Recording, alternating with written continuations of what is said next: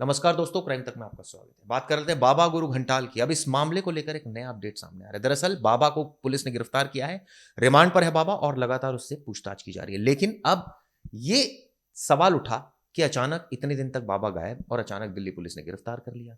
तो दिल्ली पुलिस किस बात का वेट कर रही थी इतने दिनों तक? खैर चलिए, देर आए दुरुस्त आए, हम तो ये कहेंगे।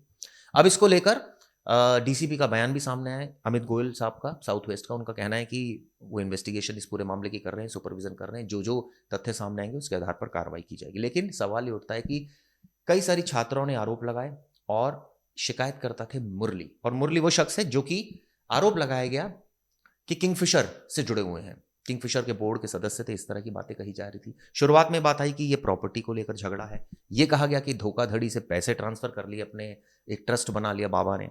ये खैर एक अलग मामला है, इसकी जांच चल रही है। एंटीसिपेटरी भी रिजेक्ट हो गई है बाबा की इस केस में। लेकिन अब बाबा को गिरफ्तार जो किया गया है वो छेड़छाड़ के मामले में किया गया, यौन उत्पीड़न के मामले में किया गया है। ऐसे में ये भी पूछा जाएगा उनसे, डिप्लोमेटिक नंबर की गाड़ियां लेकर क्यों घूम रहे थे, क्यों क्या है ज़मीनी विवाद, पुलिस ने क्यों धोखाधड़ी का मामला दर्ज कर लिया अगर कोई आधार नहीं था तो। इसके अलावा ये भी पूछा जाएगा कि इतने दिनों तक कहाँ फरार थे, कहाँ रुके। ये भी कहा जा रहा है बाबा जानबूझकर लो प्रोफाइल होटल्स में रुकता था।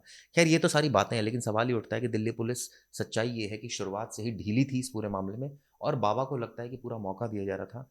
क्यों दिया जा रहा था? हो सकता है बड़ा रसूख है बाबा का, लेकिन दिल्ली पुलिस वेट कर रही थी। अब जाकर इतने दिनों के बाद पुलिस ने इसमें गिरफ्तारी दिखाई है। खैर चलिए, देर आए दुरुस्त आए। अब सवाल ये उठता है कि बाबा के खिलाफ क्या क्या सबूत है। पहला केस है धोखाधड़ी का। धोखाधड़ी की बात करूं तो बाबा के खिलाफ ये आरोप लगाया है दिल्ली पुलिस ने कि ये एक ट्रस्ट बना लिया इन्होंने नया, और सारा पैसा जो आ रहा था वो वहां ट्रांसफर हो रहा था, और 60 करोड़ की धोखाधड़ी। और ये बताया जाए जब वो फरार हुए तब भी लाखों रुपए उनके अकाउंट में ट्रांसफर हुए इस पर्टिकुलर ट्रस्ट के जो इन्होंने बनाया था। सवाल ये उठता है कि वो कौन कौन से बैंक अकाउंट है जो बाबा ने चला, और किस तरह के फर्जीवाड़ा हो रहा था। वहां पर स्टूडेंट्स की जो फीस आ रही थी, वहां पर क्या रेंटल इनकम आ रही थी, ये एक स्पेसिफिक होना चाहिए जिससे कि जो सच है वो सामने है कि आखिर ट्रस्ट की कमाई क्या है। क्या स्टूडेंट्स वहां पढ़ रहे हैं, कोर्सेज हैं, उनकी फीस ली जाती है, क्या वो पढ़ाई है, या फिर कोई और सोर्स ऑफ इनकम है, कहाँ से पूरा चेन आती है, यानी इनकम और एक्सपेंडिचर का क्या हिसाब किताब है। ये इसकी जानकारी पुलिस खंगाल रही है। लेकिन सवाल ये उठता है कि मुरली, जो कि खुद एक तरह से कहा जाए दूसरी पार्टी है, ट्रस्ट से जुड़े हुए हैं, उन्होंने कंप्लेंट की। कहा कि ईडब्ल्यूएस की कई लड़कियों के साथ यौन उत्पीड़न हुआ। सवाल ये उठता है कि इतने दिनों तक यौन उत्पीड़न होता रहा, पहले क्यों नहीं लड़कियां सामने आई? खैर हो सकता है डर की वजह से हो सकता है सामने नहीं आई हो, लेकिन अब सामने आई हैं।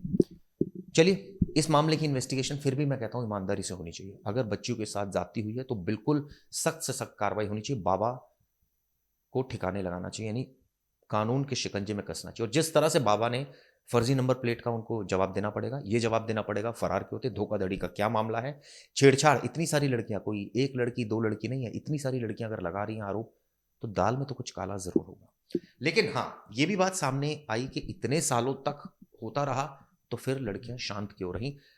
लेकिन चलिए, इसको मैं इतना ज़्यादा तरजीह नहीं दूंगा, लेकिन तरजीह इस बात की दूंगा कि ईमानदारी से जांच हो इस मामले की, और जो आरोपी है उसके खिलाफ सख्त से सख्त कार्रवाई हो। हमारे संवाददाता वहां पहुंचे थे, उन्होंने क्या देखा ये देखिए उनकी रिपोर्ट। दिल्ली पुलिस ने स्वामी चैतन्यानंद को गिरफ्तार किया। इस वक्त आप देख पा रहे हैं जो पुलिस कस्टडी में स्वामी चैतन्यानंद को लेकर दिल्ली पुलिस आ रही है।